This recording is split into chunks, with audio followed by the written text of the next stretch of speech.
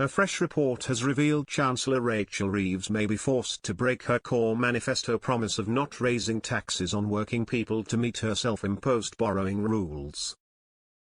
During Wednesday's episode of BBC Breakfast, reporter Dan Whitworth explained that this warning comes from the National Institute of Economic and Social Research.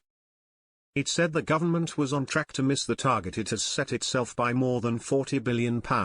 It recommended a moderate but sustained increase in taxes, including reform of the council tax system to make up the shortfall. Dan continued, the government said that the best way to strengthen the public's finances is by growing the economy, but the Conservatives have said that Labour always reaches for the tax rise lever.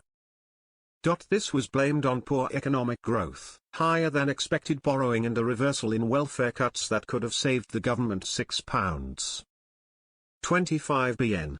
This report sparked major outrage among viewers who quickly took to social media with fury, as one raged, "Well done. You got your Labour government. And now look." As a second echoed, "Welcome to Rachel Reeves' economic death spiral to bankruptcy, everyone, enjoyed the ride." A third raged, "It's nice that you have finally been allowed to state the bleeding obvious." As a fourth asked, "When are the BBC going to state that Reeves is incompetent? When are the BBC going to mention the government wastes too much?" "I can wait," another fumed, said this months ago when Rachel Reeves went on her spending spree at UK Labour, repeating history, just like 1997 to 2010, leaving massive debt and leaving the Tories to clear it up with austerity. Another manifesto pledge broken because of her incompetence, leaving US struggling further. Meanwhile, one suggested, raise VAT across the board, everyone has to pay in. This will include migrants.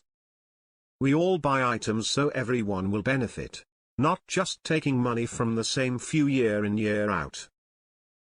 During the broadcast, Dan continued, other bodies, including the Office for Budget Responsibility and think tanks, the Institution for Physical Studies, and the Resolution Foundation, have also highlighted the tough choices facing the government. The Chancellor originally promised not to raise taxes further but recently refused to rule that out after disappointing data on economic growth. The NES argues that raising taxes will help build a buffer that would reassure investors about the stability of the UK's public finances. That, in turn, may reduce borrowing costs for the government. To reduce spending pressures, NES called for a greater focus on reducing economic inactivity, which could bring down welfare spending. The Institute is forecasting modest economic growth of 1.3% in 2025 and 1.2% in 2026. That means Britain will rank mid-table among the G7 group of advanced economies. Professor Stephen Millard, Deputy Director for Macroeconomics at NES, said the government faced tough choices ahead, with growth at only 1.3% and inflation above target. Things are not looking good for the Chancellor, who will need to either raise taxes or reduce spending, or both, in the October budget.